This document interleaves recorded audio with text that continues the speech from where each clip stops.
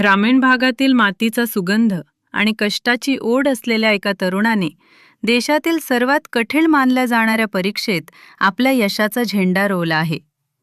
गंगापूर तालुक्यातील शंकरपूर येथील एका सामान्य शेतकरी कुटुंबातील मुलाने UPSC परीक्षेत 434वी रँक मिळवून प्रशासकीय सेवेचे आपले स्वप्न साकार केले आहे.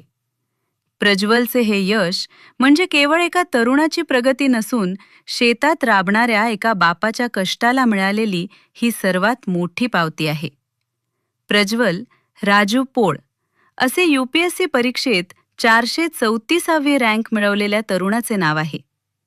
प्रज्वलचा दाव आणि कौटुंबिक पार्श्वभूमी.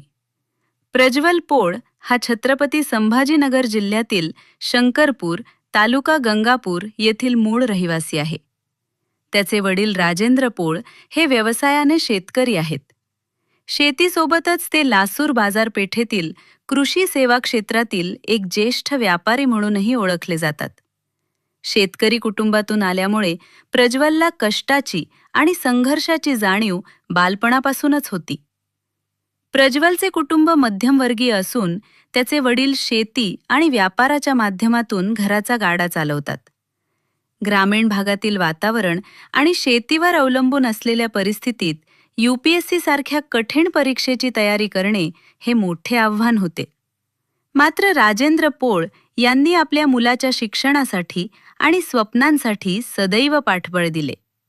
प्रज्वलनेही घरच्या परिस्थितीचे भान राखत कोणत्याही महागड्या खासगी क्लासेसचा अट्टहास न धरता स्वतःच्या जिद्दीवर अभ्यास पूर्ण केला.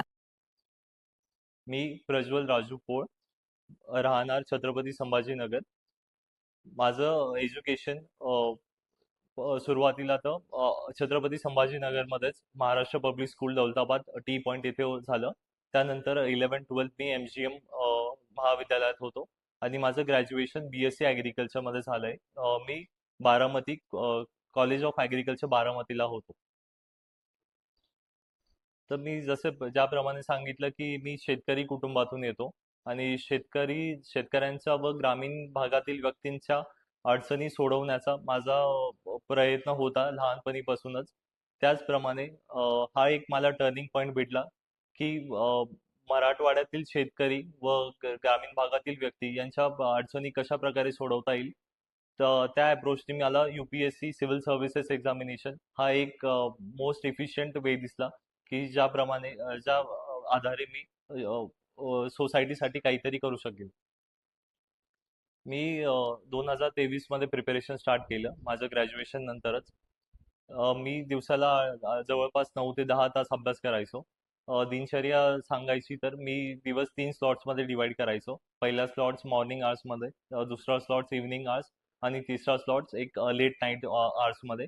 तर ही कन्सिस्टन्सी मी 3 वर्ष ठेवली आणि माझी डिसिप्लिन आणि एक हार्डवर्क आणि स्मार्ट वर्कचं कॉम्बिनेशन मला एक्झाम क्रॅक करण्यामध्ये खूप कामी आलं. मी UPSC ची संपूर्ण तयारी घरूनच केली आहे छत्रपती संभाजीनगरवरनं.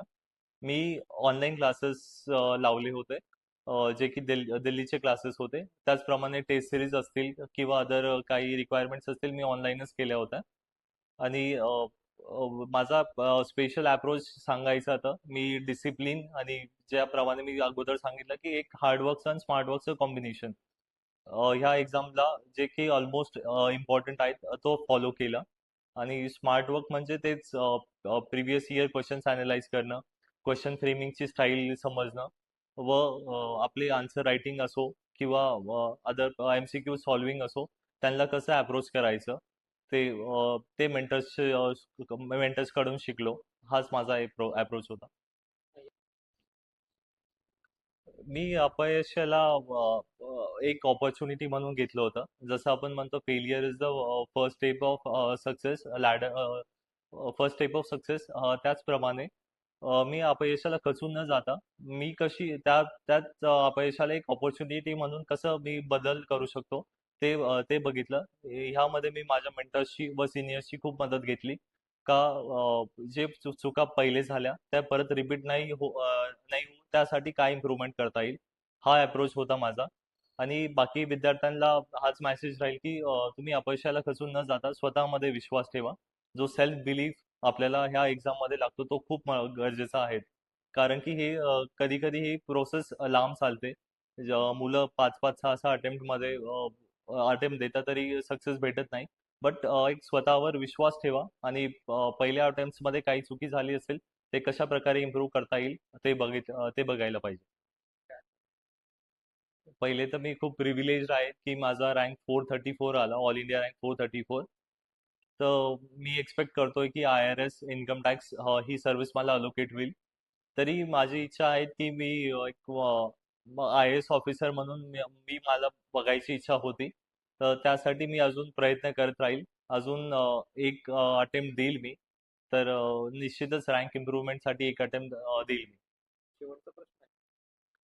या सर्व यशाचं श्रेय मी पहिले प्रथमतः माझ्या आई वडिलांना देईल.